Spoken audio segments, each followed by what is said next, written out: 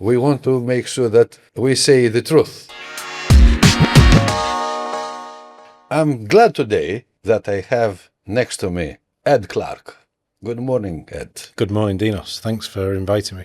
I think you started in the industry with a big name, Mr. Green, William Hill. So yeah, I originally was from I kind of had a background in a different industry. So I was when I lived in the UK, I was in finance. I worked in corporate comms actually at the London Stock Exchange.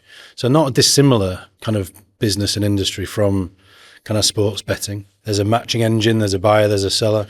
Money movement. The movement of money, markets affecting pricing. And then I moved to Malta in 2018. The first job I took was working for Mr. Green, which was really a casino-first business. That was a casino-first business, usually targeting Sweden, if I remember. Swedish run, Swedish founded, still at that point with a management team that was very kind of Scandi Swedish, which was a great environment to work in. I think great culture, isn't it? And a fun culture. The Sportsbook then was a Kambi Sportsbook, which again, background in kind of Scandinavia, in the Nordics. And then Mr. Green got bought by William Hill. So I immediately moved from an environment where Sportsbook was playing second fiddle to casino to suddenly working for a tier one. A hardcore sports betting mark, let's say brand, isn't it? That's right. William Hill. Tell us a few words about that company. So William Hill at that point was a bit of a different feeling for me as a with my UK background. Everybody knows William Hill. Yeah, the shops especially. The retail element, so the brand was huge in the UK. At that point, there was a bit of resistance maybe from the old Mr. Green folk to this UK behemoth coming in and buying them out. From my point of view, it was a chance to suddenly kind of elevate my sportsbook knowledge to the next level. So I kind of saw it as a huge opportunity. How you perceive that elevation? Good question. I think it's all to do with my experience, I guess. At that point, I felt like still quite a newbie to the industry. Okay. We were using Kambi, which is obviously, as you know, a good product, but it's very much using a third party where lots of the actual decision making or the trading function or the pricing was just an outsourced element. Was outsourced. It was out of our control. And then William Hill, that everything is in house. It got flipped on its head. Suddenly we had access to a huge trading team. Suddenly we had a huge amount of resources to make use of. And we were running the international business.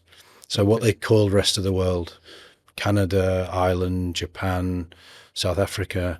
So a range of markets. So it really gave me access to a deeper level of understanding. I understand that after William Hill, you went to Soft2Bet. So you switched from Kambi to Altenar eventually. And then I understand you have your own sports betting service these days. You have your own company, consultancy, etc. We could start for someone who doesn't understand the odds. It's behind the odds. It's just pure probabilities. Yep. Isn't it? Do you see sometimes that the normal users, the audience, don't really understand what does it mean? How you would describe to them this game if you find a novice out there? Yes, as you mentioned, it's all about probability. And I think most people understand the concept behind that. What I always say, because I worked on the casino side of the business and the sportsbook side, the reason I have always preferred the sportsbook element is you're betting on a real life event. There is a real story behind this. There's a sports event happening. As a result, there's a probability that one of those teams or one of those individuals has a better chance of winning than the other. As a result, the odds will be lower on that individual or that team. We have to understand that the house has to make money in some way. Absolutely. There's a huge amount of overheads in running, particularly if we're talking about a trading function with, I'm sure we'll come on to this in a bit, but we're moving away from such manual intervention to maybe more machine learning. So the kind of headcount required might have reduced, but the operation itself can't be underestimated in terms of, from the scouts in the stadium through to the guys on the computer screens in the trading office.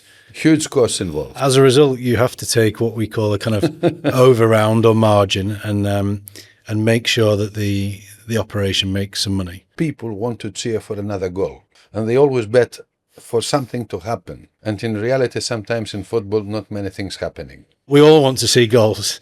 I kind of joke to friends that the worst thing I did for my enjoyment of viewing football was go into the gambling industry, because we don't want things to happen. We don't want things to happen. Whereas man on the street is everyone wants to see goals and excitement. I think the recreational guys is not necessarily, like you said at the very beginning, is not necessarily thinking about the probability. They're looking at the price.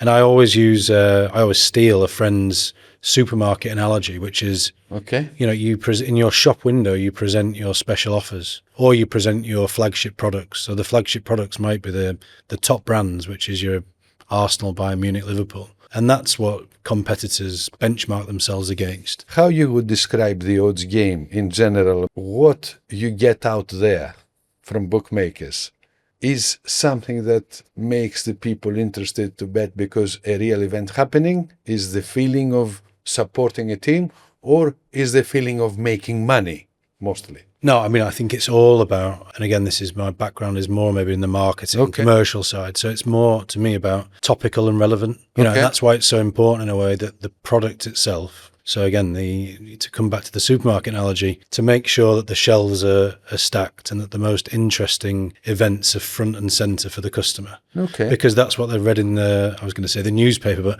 that's what they've read online that morning. That's what they're interested in. They're interested in injury news and who's likely to play, even in transfer news potentially. And so it's more interesting, I think, for the customer to see that relevant information. It's super important for the operator. I would agree on that. You have to trust your pricing, and that pricing is based on probability. And you have to take a long view. So over the course of a season or even a game weekend, you have to trust that even if more of the money's flown to a favourite in one game, it will balance itself out. In the past, sometimes that's where there's been a bit of a conflict internally between potentially, trading team and marketing team. Yeah. And that's when, in a way, the commercial has to come in and say, what's best for the long-term bottom line of the company? Yes, we might lose money on this market, on this fixture this weekend, but if that helps us acquire customers at a low cost, there's a long-term benefit to the company. Absolutely. There's a huge fight for customers. Acquisition costs are high. Yes. If you can attract customers through boosting a favourite slightly as a loss leader, or even as a 0% margin product, then it's quite a savvy way to attract customers. You need to make sure that you attract the user, you attract the customer. And you mentioned the feeling is that all these new elements coming last 5 to 10 years, I'm bet builder, boosted odds, different kind of bonuses, whatever, is what makes the people believe that's super money behind. I think it's the pre-packaging of those offers for a customer that makes them incredibly easy to add to your bet slip. So beforehand, Bet Builder was a kind of revolutionary product idea, but it was very much up to the customer to go into an individual event, to choose those selections themselves, and then place the bet, if you like.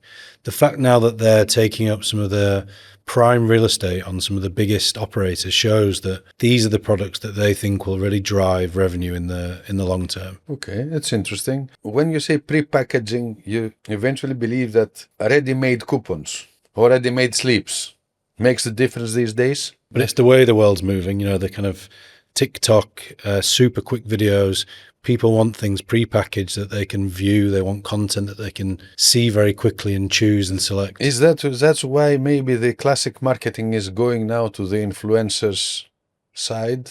Because they come and say, that's what you have to bet for this weekend in combination with that, blah, blah, blah. That's it? It's a bit more of an interesting message than, an influencer saying, I quite fancy Liverpool to win this weekend. If they can give away this, I don't want to say pretense, but of understanding of the event itself with specifics around goal scorer, cards, corners, things that will happen in the game. Okay. It makes for more interesting content, I think. I wanted to share with the audience a nice story that happened 15 years ago.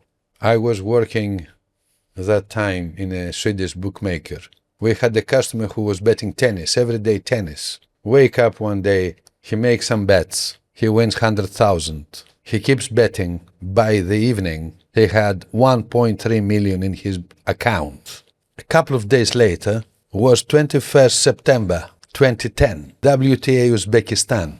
It was a Russian lady against an Indian one. 135 to Russian, and the customer is requesting half a million to bet on WTA, the Russian lady.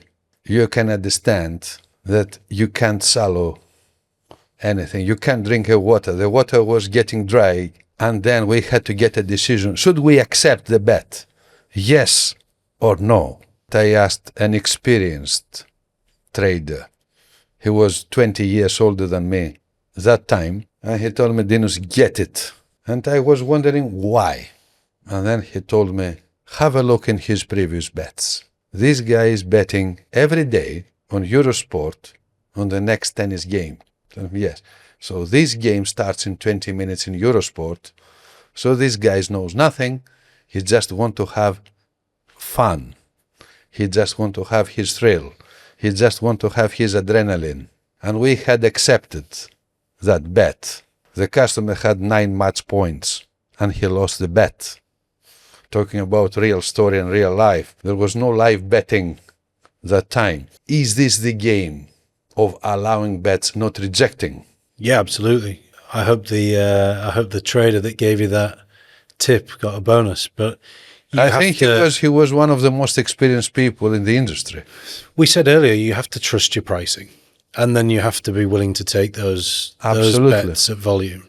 You know, I kind of think about the reverse of, not necessarily the reverse of the result where you would have incurred losses, more about the impact that if you hadn't accepted that bet, what's the message to the customer?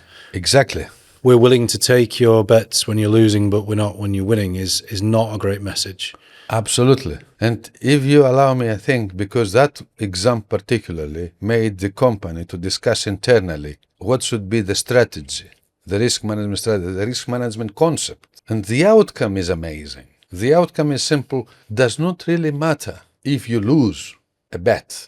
It really matters who is winning and what he is going to do with this money later on. So if this guy is a person who likes keep betting, then it's a matter of time, everyone gets what he deserves, isn't it? So good customers, it's fine to win. The example you gave, again, if there wasn't the opportunity to win, then you wouldn't have an audience. There is no reason to bet. You wouldn't have an audience in the first place.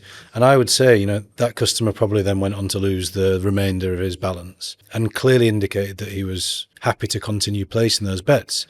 If you had rejected the bet, there's a decent chance that puts, you know, immediate friction. He asks for withdrawals. You've lost the customer. It's kind of game over. He could ask for a withdrawal any time. It was his money anyway. But at the end of the day, we are in the business of accepting bets, and sometimes I'm a little bit feeling bad when I see many companies actually rejecting the bets instead of accepting the bets. Particularly big volume on low price.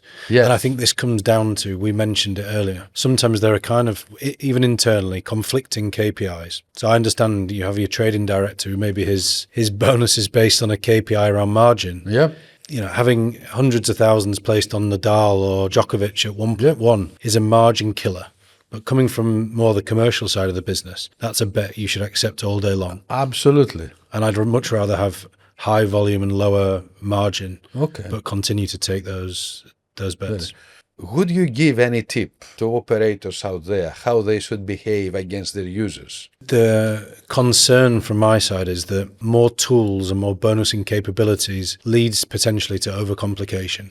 Okay. So generally speaking, the customer... Keep it simple. Keep it simple. The customer's coming in with an idea usually about what they want to bet on, unless they're a completely recreational player that's coming in looking for advice. The point earlier about making sure that the content right in the customer's face is relevant and topical, I think is my main takeaway. It's super simple, but I think we're potentially overcomplicating the experience. Organising the menus, the top event section, again, it's not glamorous stuff, but I think that's what the customer's there to find. So easy navigation is very important. Easy navigation, and eventually what I foresee actually for future is that this system, any software, should realize your preferences from your previous selections.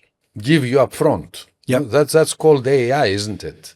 Machine learning, AI, they're the buzzwords at the moment. And clearly we're kind of moving in that direction. If you listen to the earnings calls of Entain and Flutter, and they'll tell you that they're super advanced with machine learning. I think in reality, Well, it's an indexing stuff, isn't it? Just, I know you like Spanish football, that's you get Spanish football. That's it. I think in reality it's more straightforward than that. Yeah. You know, we've had last played on casino for years. It's the same for sports. I think actually the next step will be, can you present, you know, a different experience per player based on segmentation? Okay. So, you know, the sportsbook that Dinos sees when he first logs in is different to the sportsbook that I see based on what you've done previously. Yep. On-site segmentation, whatever you call it. I don't think anyone's fully cracked it yet, but to me That's I agree 100%. It's not many companies doing this direction, taking steps, but not necessarily is getting where everyone dreams yet. No, look, we've got a lot of legacy technology still in the industry. There's been a huge amount of merger and acquisition. Yeah.